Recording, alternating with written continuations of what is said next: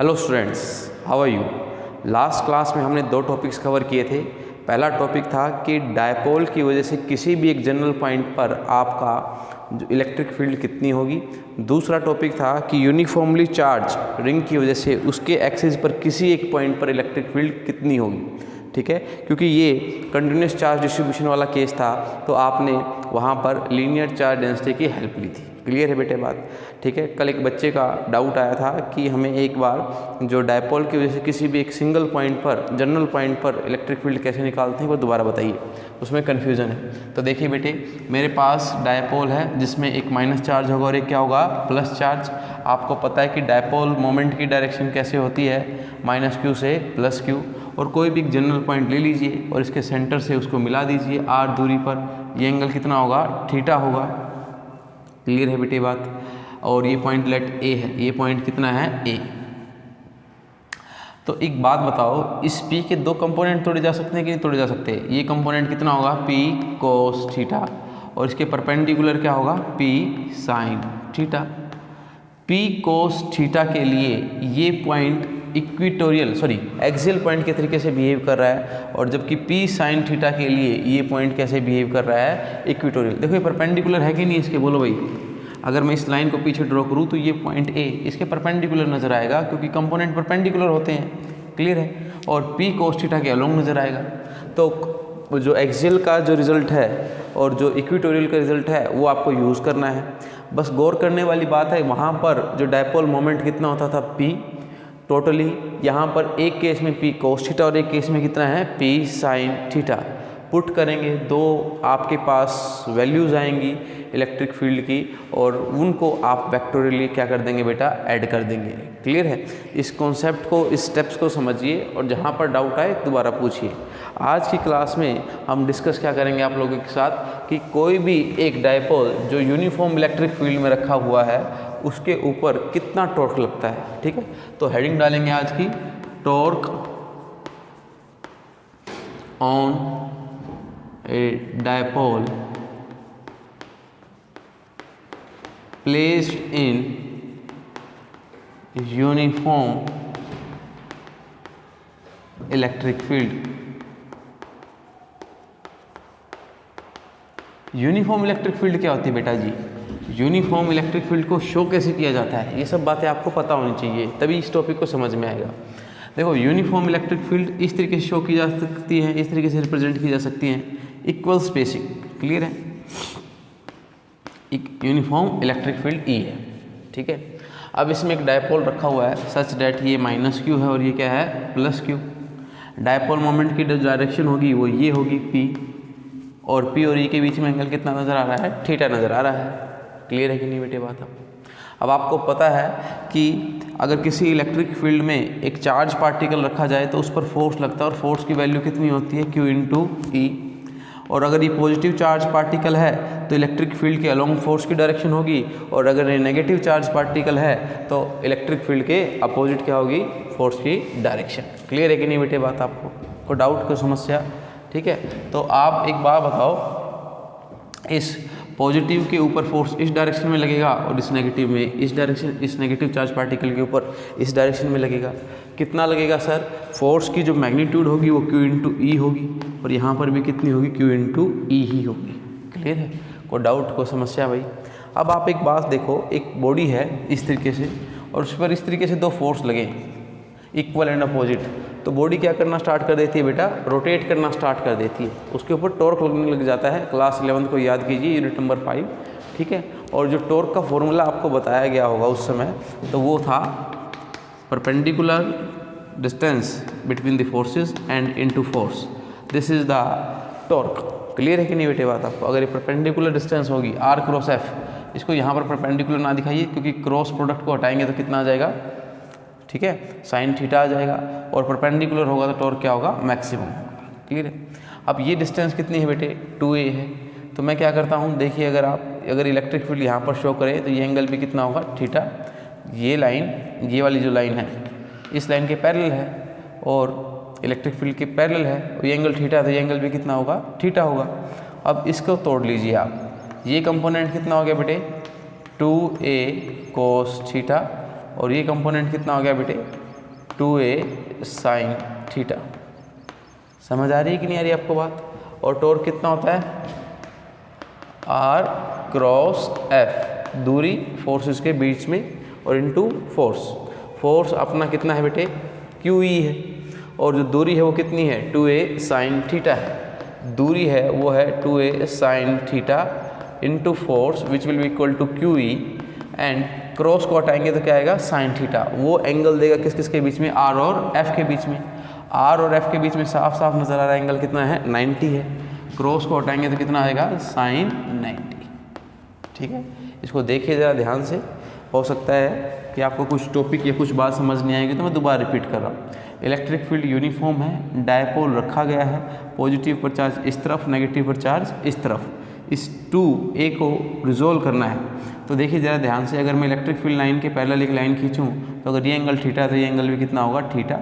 इस 2a के component लेते हैं, जो थीटा के साथ होता है वो कोस कंपोनेंट, और उसके परपेंडिकुलर क्या होता है? Sign component. टॉर्क कितना होता है? R cross F। R की वैल्यू जो उन दोनों फोर्सेस के बीच में, अगर हम देखें इस फोर्स की जो लाइन ऑफ एक्शन है और ये लाइन ऑफ एक्शन है, उनके बीच दूरी कितनी है? 2a sine theta. ठीक है, और फोर्स की वैल्यू कितनी है बेटे? Q इंटू ई, और दूरी और फोर्स के बीच में एंगल कितना है? 90 डिग्री है। क्लियर है? तो साइन 90 कितना हो गया? 1 हो गया। और टॉर्क आपका कितना आ गया? QE 2a sine theta. Clear है? अब देखो Q इंटू 2a, ये तो डायपोल मोमेंट होता है, तो torque will be equal to क्या लिख सकता हूँ मैं? PE sine theta. मैंने क्या लिखा? किस Q और इस 2a की गुना को मैंने P लिख दिया है। क्लियर है बेटे बात आपको? क्लियर है? अब देखो, अब मुद्दा ये बनता है कि क्रॉस प्रोडक्ट कैसे होगा? P क्रॉस E होगा कि E क्रॉस P होगा? ठीक है, आप सोच कर बताएं। अगर हम देखें सिंपल सा नियम क्रॉस प्रोडक्ट का, ये अगर A है और ये क्या है? B, तो क्रॉस प्रोडक्ट का नियम क्या कहता है? राइट हैंड को यूज़ करना है। अगर आपको A क्रॉस B निकालना है, क्या निकालना है? A क्रॉस B, तो आप A पर हाथ रखेंगे अपना राइट हैंड। हाथ ऐसे भी रखा जा सकता था और ऐसे भी रखा जा सकता था। आपको हाथ ऐसे रखना है कि जो ये हथेली है वो किस तरफ फेस करे? B की तरफ फेस करे, और A से B की तरफ अपनी उंगलियों को घुमाइए। तो डायरेक्शन आप इनवर्ड बोल सकते हैं, एज वेल एज अंगूठे को देखिए आप, एज वेल एज आप क्या बोल सकते हैं? इस उंगलियों के कर्ल को देखिए आप, ये कैसा है? क्लॉकवाइज है। क्लियर है? लेकिन अगर मैं B क्रॉस A की बात करूँ तो फिर क्या बोलेंगे बेटे? B क्रॉस A, B कर रखेंगे और A की तरफ, तो B क्रॉस A इस तरफ बाहर की तरफ आ गई, या फिर मैं बोल सकता हूँ एंटी क्लॉकवाइज। अगर आप ध्यान से देखो, अगर एक बॉडी है उस पर फोर्स ऐसे लग रहा है और ऐसे लग रहा है, ठीक है, मैं आपको दिखाता हूँ, एक मिनट सोचिए ज़रा। बेटे ये मेरे पास पेन है और एक फोर्स ऐसे लग रहा है और एक फोर्स ऐसे लग रहा है, तो बॉडी कैसे घूमेगी बताइए? क्लियर है? अगर आप देख रहे हैं तो आपकी नज़र में बॉडी कैसे घूम रही होगी? एंटी क्लॉकवाइज घूम रही होगी। क्लियर है कि नहीं बेटे बात आपको? मेरी तरफ से क्लॉकवाइज नज़र आ रहा है मेरे को, लेकिन आपकी तरफ से कैसे नज़र आएगा आपको? Anti clockwise. क्लियर है? तो अगर मैं ऐसे फोर्स लगाऊँ और ऐसे फोर्स लगाऊँ तो बॉडी ऐसे घूमने लग जाएगी। क्लियर है? कोई डाउट? ठीक है, तो आप देखो ये पेन ऐसे है और इसके ऊपर फोर्स ऐसे लग रहा है एक, और एक ऐसे लग रहा है। तो अगर हम रियलिटी में देखें, जो प्रैक्टिकल सिचुएशन बोल रही है कि बॉडी क्लॉकवाइज घूमेगी। क्लियर है? तो अब आप देखो कौन सा पेयर P क्रॉस E या E क्रॉस P आपको क्लॉकवाइज दे रहा है। E क्रॉस P करते हैं तो कैसा आ रहा है? एंटी क्लॉकवाइज, लेकिन P क्रॉस E करते हैं तो क्या आ रहा है? क्लॉकवाइज। तो टॉर्क क्या आ गया बेटे? बोलो, P cross E, P cross E। Clear है? कोई डाउट, कोई समस्या बेटे? अच्छा, अब इसमें स्पेशल केसेस अगर मैं बात करूं, मैक्सिमम टॉर्क कब होगा? जब एंगल 90 होगा, क्योंकि 90 पर साइन थीटा कितना हो जाएगा? 1 हो जाएगा, और मैक्सिमम टॉर्क की वैल्यू हो जाएगी PE when theta is equal to 90। Clear है? अच्छा, दूसरा, अगर थीटा 0 हो, इसका क्या मतलब है? इसकी फिगर को देखते हैं पहले। ये आपका इलेक्ट्रिक फील्ड है और ये माइनस Q है और ये Q है, ये इस तरीके से प्लेस है सच डेट P और E के बीच में एंगल कितना है? 0 है, और एंगल 0 आएगा तो साइन 0 तो 0 होता है। उस केस में किसी प्रकार का कोई टॉर्क नहीं लगेगा और टॉर्क की वैल्यू कितनी हो जाएगी? 0। और बॉडी किसी प्रकार से, बॉडी से मतलब मेरा यहाँ पर डायपोल मूवमेंट है, किसी प्रकार से मूवमेंट नहीं करेगी, ना तो वो आगे खींचेगी और ना ही वो घूमेगी। आगे क्यों नहीं खींचेगी सर? क्योंकि देखो इसको तो रिपेल करेगा Q इंटू E से, लेकिन इसको क्या करेगा? अट्रैक्ट करेगा कितना? Q इंटू E से। अगर मैं होल सिस्टम की बात करूँ तो होल सिस्टम पर नेट फोर्स कितना है, अभी भी 0। तो जब ना तो बॉडी के ऊपर कोई फोर्स लग रहा है, ना तो बॉडी मूव कर सकती है, और इसी प्रकार ना ही बॉडी के ऊपर कोई टॉर्क लग रहा है, ना ही बॉडी रोटेट कर सकती है, तो ये कैसा इक्विलिब्रियम आ गया बेटे, स्टेबल इक्विलिब्रियम आ गया। कैसा इक्विलिब्रियम आ गया, स्टेबल इक्विलिब्रियम। क्लियर है कि नहीं बेटे बात आपको। थर्ड पॉइंट नोट करते चलिए आप, ठीक है।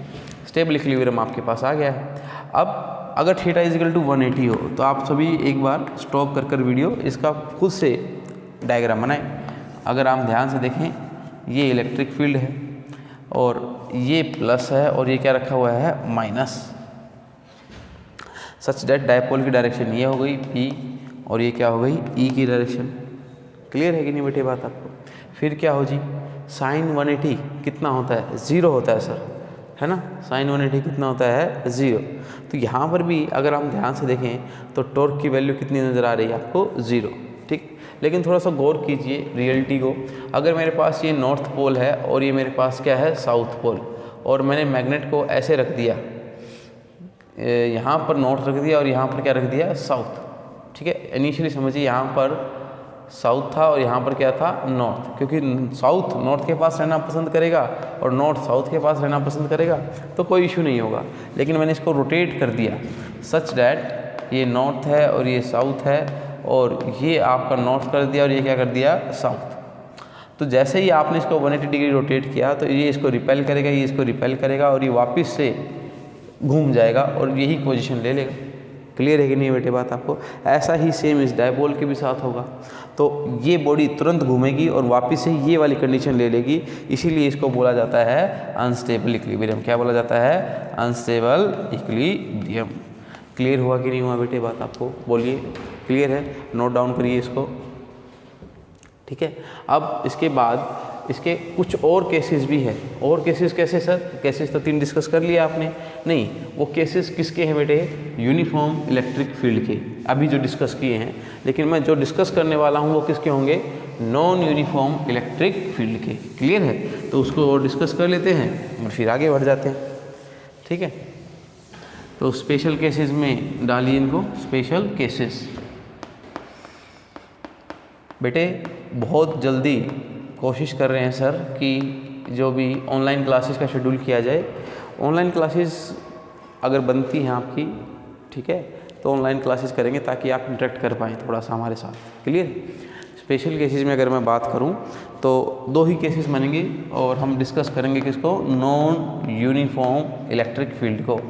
नॉन यूनिफॉर्म इलेक्ट्रिक फील्ड को। नॉन यूनिफॉर्म इलेक्ट्रिक फील्ड दिखाते कैसे हैं, ऐसे ही दिखा सकते हैं। दिखा सकते कि नहीं दिखा सकते, बोलो भाई। और ऐसे भी दिखा सकते हैं अगर आप चाहो तो। एक मीनिंग है कि अलग अलग मीनिंग है, नॉन यूनिफॉर्म वाइज तो है बात, लेकिन मीनिंग यहाँ पर थोड़ा सा डिफरेंट है। अगर मैं पॉइंट ए और बी लूँ और यहाँ पर भी पॉइंट ए और बी लूँ, तो अगर आप ध्यान से देखें इस केस में ए पर जो फील्ड है वो थोड़ी सी वीक है और बी पर फील्ड क्या है, स्ट्रॉन्ग है।